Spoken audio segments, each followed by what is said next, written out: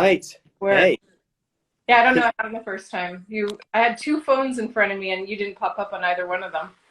Oh, wow. Okay. And then the second time you actually popped up on my phone before the Learn the Risk one. I had to Okay. actually go look for you like further on the Learn the Risk one because I could see that you were on the other phone. They're trying to keep us down, but we're outsmarting them. Exactly.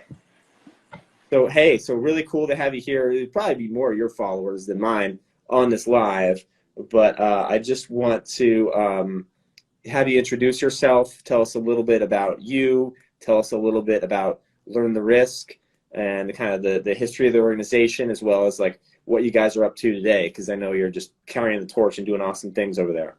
Yes, trying to pick it up and live up to Brandy, but it's a little hard. She was one of a kind. No, Uh, that's so I was an activist that was speaking out against vaccines. I was living in California, trying to warn people about the dangers of vaccines. And I ended up meeting Brandy when we were fighting for our rights against SB 277 over there. And her and I were very much alike in that there was a lot of undercurrent, leaders, I guess, in the movement that would always try to tell us, oh, no, no, don't talk about the ingredients. Don't talk, we'll sound crazy. Don't talk about what's in them. Don't say that it's poison. We just want medical freedom. And that never sat well with me because I thought, well, my kids are protected because I know the truth. And I wish someone would have warned me. But if we don't speak about what's in these vaccines, people are not going to fight for their rights because they don't even understand how dangerous they are. So I I was feeling very alone kind of in that fight. I mean, I had a few people that I was linked up with doing online activism, and eventually I came across Brandy online first, and she was speaking truths that other leaders, so-called leaders in the movement, were not. And I immediately resonated with what she was doing. We eventually ended up I was putting on a rally in San Francisco with a friend because nobody was taking it on, and we decided to take it on. And that's when Brandy reached out to me and asked if I was open to her sponsoring it, and she would help us get speakers. And I welcomed her help because I knew I was in over my head as it was. And so that's when we first met, and we were very much of like mind of what our mission was. So this And is like 2015. When was this? 15, Okay. yeah, about June, July 2015.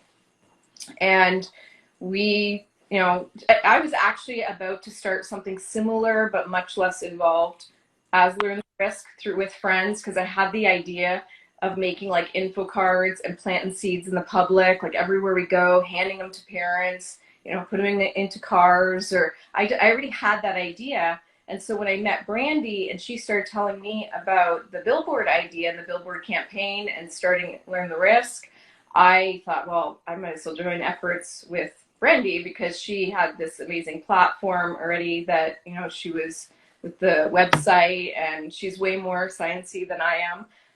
A lot of it for me, I mean, I can read the science and get it, but I don't repeat it very well. A lot of this for me has been very intuitive along the way as well. Like either something really resonates with me or it doesn't. Like I don't think you need to be super sciencey to get involved in this movement.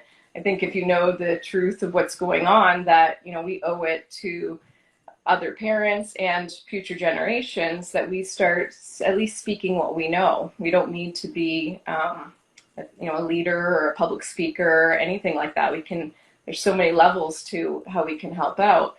And so I linked arms with Brandy because we were very much of the same. We were very like-minded in that we wanted it to be grassroots. We wanted people to take the information and make it easy with these tools that Learn the Risk has on the website and get out in the public and just do it. Like either, you can do it anonymously or you can hand it to people, but we didn't want it to just be this echo chamber going to rallies, or this echo chamber watching the videos and sharing videos within groups. It just, most of the medical freedom movement seemed to be an echo chamber, and we knew we needed to pierce the public. So I worked very closely with Brandy throughout the years. And then in November this past November 2020, she had come to be with our family for Thanksgiving, and she was, I mean, we talked about the medical freedom movement. We talked about controlled opposition within the movement. She'd always been speaking about that. She got a little quieter about it in later years, but it was always something that really bothered her because there's a lot of money funding some of the bigger known names in the movement. And we talked about all that while she was here in November. She talked about being afraid that she was being poisoned. Because there was another activist or a writer of, I can't think of the name, I think it was the book Malice, that author had been poisoned. And we talked about different people in the movement, but she was good. She was in good health. She wanted to go out dancing. She ate, drank, we didn't drink. I don't even know if we had wine, actually. We talked about having it. I don't even think it happened. Like, we didn't drink excessively, and I don't even think we didn't drink alcohol. We just had normal food and conversation, and she was not in any pain. And before she left me, she had asked me, as she always had, or for years she'd already been asking if anything were to happen to her, that she wanted me to raise her son. She was always worried about that something would happen. She'd have an untimely death because, she was a Merck whistleblower. I should go back to that, I guess. She was a Merck whistleblower. She was selling a drug called Vioxx that was killing the hundreds of thousands of people. And on the inside, she saw how they were training them how to continue sales. And she realized she had blood on her hands being in that industry and got out. She stayed quiet for many years until she started to see what was happening on the vaccine issue, and she knew where it was headed. And we are now. Both her and I knew we were going to get to this pandemic. We didn't see exactly how it was going to play out, but we always knew this day was coming. And so her and I just were on the same wavelength. She was here. We talked about a lot of the same things we'd always talked about, and she left. And 9 days later, she was found dead in her home by her son, her 9-year-old. And it's a bit of a whirlwind for me. A lot of crazy stuff happened. I don't even want to get into all that right now. But it was a lot of crazy things happened. Her wishes were not honored. Myself and a few other close friends of hers were trying our best to honor her wishes. She had publicly stated wishes on her Facebook page, which are still there. I pinned them to the top of her page because I was her legacy account holder. There were people discrediting me. There was an expose video done on me trying to say, she was just some volunteer. They weren't close, which I know you even know that we were close. And yeah, yeah, because I had met you first, and then when she came to town in 2019, you introduced the two of us, and then we quickly hit it off, and then and so it was like the three of us went out and like hung out at what was that, like the Gold Canyon Ghost Town, like the day after the right with your kids and her kid, and it was a fun day. Yeah. So yeah, we have history, and there are people that are close to us know that we were close, but these people that she was not close to, and we even have proof that she thought they were shady characters in the movement, they got close into her personal business. And one of them did this expose video. Another big leader in the movement was sending kudos out to him for what a great job he does in the movement. This was all unraveling at the same time. And people that are critical thinkers and that were paying attention closely were starting to have their own minds blown as to, they didn't want to believe it, they didn't want to see it, but as this was all happening, they realized that what Brandy had been speaking about for years was true. So I managed, with the help of a few close friends that I trusted, we saved to learn the risk. I won't say I, because I had a lot of help. Because what had happened about 6 months before her passing, her website had been sabotaged, and she was having to put it together. And so I had access to the old website to get into everything. But when she was here, I forgot to ask for the new passwords. And so I didn't have access to everything in the new one yet. But because I had other passwords, I was able to, and with the help of another close friend, we were able to basically I always say it was like a 10,000 piece puzzle of tiny, tiny pieces. And we were able to like fit it together. And I'm still working on a lot of stuff. but we basically saved it from disappearing. And there was a lot of support along the way, you know, and there still is. There's people that write to me all the time that I've never even met that are still supporting Learn the Risk and glad that we're still there. It took several months for me to get all the content from the old website loaded back up again. I had a close friend that had saved everything for her a few months before, so, and I already had a copy of that, so I was able to get the website and all the science back onto the website. And you know, we're still just plugging away, keeping it going, and So tell everybody a little bit more about the website, because you were saying that there's ways for people to get involved, and a lot of it is like posters and like little cards people can hand out, and T-shirts, and just give everybody a sense of like this Learn the Risk website. What it's like, learntherisk.org or .com, like, yeah, risk.org. And and what kind of stuff is available to them on it? Like tons what of kind of information that she's pulled together that's on the website. And then there's also a Learn the Risk store. We've got like bumper stickers. I've made large magnets that you can put on the side of the car with learntherisk.org on them. So, you know, those that are a little bit more timid about keeping a bumper sticker on the car, you can take that magnet off and on, but at least while you're traveling, you know, people can see it. We're wrapped for her birthday. We did a fundraiser to earn money to wrap cars. And I still have a huge list. Like, there's so few people that are helping with Learn the Risk that my to-do list, like, it's really hard to keep up with all the messages, you know, the projects that we do, like we got one car wrapped, and I have like probably a list of, I would say at least 15 people across the country that want to get their car wrapped.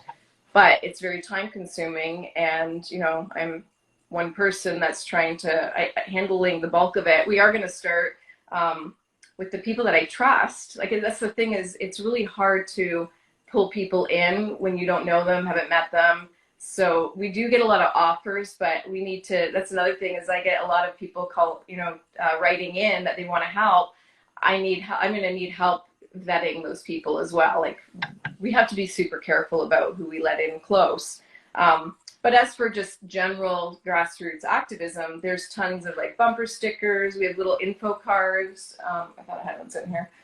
We have flyers, so you can order any of the informational tools on the website, and then just start passing them out in your local area. We have big banners for sale on there. Someone just ordered a huge banner. It's like 3 by 10 or 2 feet by 10 feet, and it says #vaccines harm, learntherisk.org, and they're in Texas, right across the street from a hospital, and they put that out on their fence, and they've got cameras watching it. She sent pictures. I've posted up on our Instagram. So, you know, just that kind of stuff exploding all over. My daughter and I sometimes, she's 7, her and I have went to the corner and stood with the big 2 by 10 sign, and we sell those on the website as well. And we just stand on a corner when it's high traffic time, and, you know, if you put rebar on them, they're easy to hold up, and you just stand there and people honk and wave, and you'll find there's a lot more support out there. Like, some are afraid to do these things, but there's more support out there. Yeah, some yell, but it's not a big deal. I mean, I've got strong shoulders. I can handle it. I just wave at them when they yell or give the finger. They're angry. These people are angry, and they don't even know why they're angry. They should be happy. If they're happy with their vaccines, then, you know, go live your lives. But don't worry about what we're doing. We're healthy. We're standing here on the corner and trying to educate. To each their own. So getting the materials on the website, it's a way to support the website's mission financially, but it's also a way for them to actually like get the word out locally, because like you said, the internet can be a big echo chamber, and like, we tend to only see people who agree with us, and tend to only follow and friend people who agree with us, and this is kind of a way to get the message out to the normies. Right. And, you know, rallies, I'll sometimes go to rallies, but I'm a sovereign being. I don't need to ask anybody for my rights. And I look at the rallies as begging politicians for rights I already have. But a lot of people don't know that they have those rights. They are, you know, buying into the fear mongering on social media, the, you know, news. And, you know, they're still into that political game. I'm hoping more and more people wake up even to that. But I'll go sometimes to hand out learn the risk information to, you know, and try to encourage more people to get out there and pass out this information. Because even just going to these rallies, I mean, you're standing outside with your echo chamber again, you know, yelling at the window of politicians who already know. These people already know. I mean, and they know because there are activists that actively go to share the information with them on a regular basis. I really think the only way we're going to win this information war is getting out and piercing the public, you know, at the grocery store, at, you know, anywhere you are that you rub shoulders with people. If I see someone with a baby or a pregnant woman or someone with small children, I often walk up to them and I hand them this is a bigger one, but there's some that are like the size of a business card. And I will walk up and I'll say, you know, excuse me, I see you have a little one there. I don't know what you think about this issue, but I just wanted you to have this and I encourage you to research. And I've never had an angry outburst. Only once with a friend, another activist friend. We were at the airport and she went to hand one and the woman was like, oh no, I'm not taking that. And that's been the worst of it. Otherwise, I either get neutral or many times, I would say almost 50-50 or at least 40% of the time, I've had people say, oh, we don't vaccinate. We don't vaccinate. Like that happens a lot. And so I'm just trying to encourage them then, if they know it, pay the information forward. And I'll give a little stack to people sometimes and say, here's a starter, you know, pack of cards. Please hand them out. Put them in the, you know, credit card slot. When you're getting gas, the next person has to grab it. And get the information out there. And a lot of times they're game. They're understanding, especially in the climate of what's going on in this world right now. People are starting to see the importance of getting this information out there. I will say, I did a protest maybe about a year ago. I think it was before the actual, it might have even been before COVID, but we there was like a catch up on your shots like weekend event at a middle school, and it was like a drive up, and we were protesting kind of like on the sidewalk in front of the school, but we couldn't go onto school grounds. And what we did end up doing was one of the protesters, who was a nurse, and her name's Summer, she may be watching, she like got in her nurse garb and had her mask on and had a clipboard, and as the cars came up, she like pretended to be a nurse and then gave them like, hey, you might want to like check out learn the risk, and you know, you sure you know what you're doing, and like basically like gave them information. And it was like one lady who was like, oh my god, like I had a bad feeling about this and I didn't want to do it, and I was like didn't really want to be here today. I thought my kids couldn't go to school unless they got them, and like just like turned her car around and like got out of there. Wow, that's amazing. Yeah, there's a lot of that misinformation out there. People think that they have to have them for school, and there's only 3 states where that actually is the case. But then again, when you know the truth, then you pull your kids out of school and you homeschool them, because you wouldn't, anyone that really understands the dangers isn't going to subject their child to it. That's like saying, oh, here, we're going to play a game of Russian roulette before they're allowed to enroll into school. And they have to pull the trigger once, otherwise they can't be entered in. Well, nobody's going to do that. And it's the exact same thing with these vaccines when people are knowledgeable, when they really understand. I went to Santa Cruz to support activists there. I've been there a few times in California over the past 18 months, especially after Brandy's passing. I was going to Santa Barbara several times, but I went to Santa Cruz, and there's a lot of great activism going on there. But we went outside of a vaccine clinic one afternoon, and we just stayed on the busy corner right by the clinic. And we had one guy drive by slowly, and then we saw him turn around. And we're like, uh-oh, especially California. What's he gonna say? And he came, and he was like, he took a bunch of our stuff. He was super excited that we were out there, and that, you know, he said that we gave him hope, because he got it. He knew what was going on. So yeah, there are a lot. We get, even here, when we stand outside of the hospital sometimes here with the big sign, and tons of people are honking. We've had people, a medical kidnap actually is a big issue here in Arizona as well.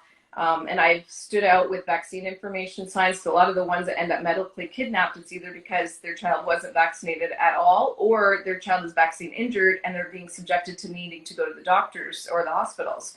And so one day we were out there supporting a mom that had lost her twins to the hospital.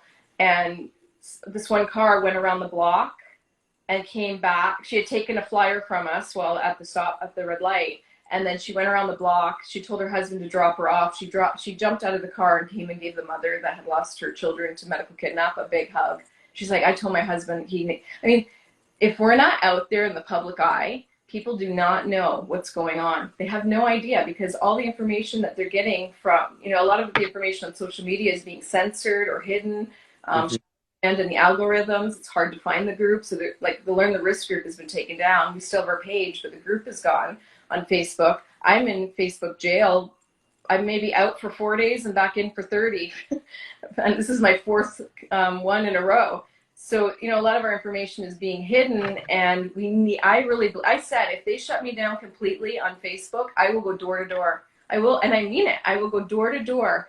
I will knock on doors. I will hand flyers at the doors, but we need to pierce the public. I think that our time on social media we've done what we can do on there, but I think more people need to hit the streets and start touching the hearts and minds of people, person to person. Get out there and get in the community and talk to people. Most people, they can feel you energetically that you're there trying to do good.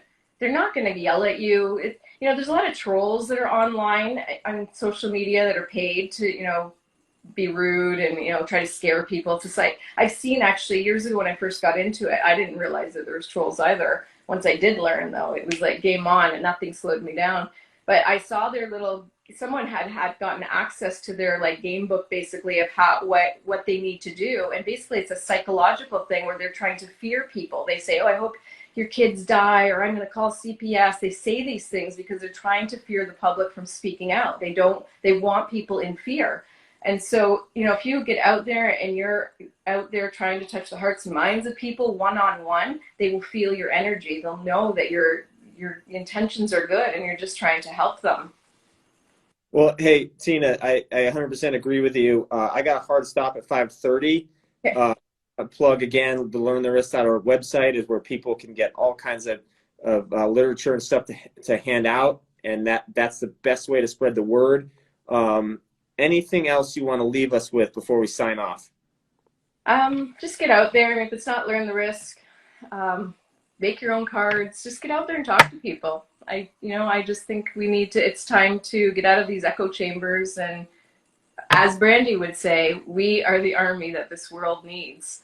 And so I think, I'll leave it at that. I'm hoping that this little talk encourages people to get out there. Don't live in fear. All right. Well, I agree. Let's leave it at that. Tina, thank you so much, and we'll be in touch.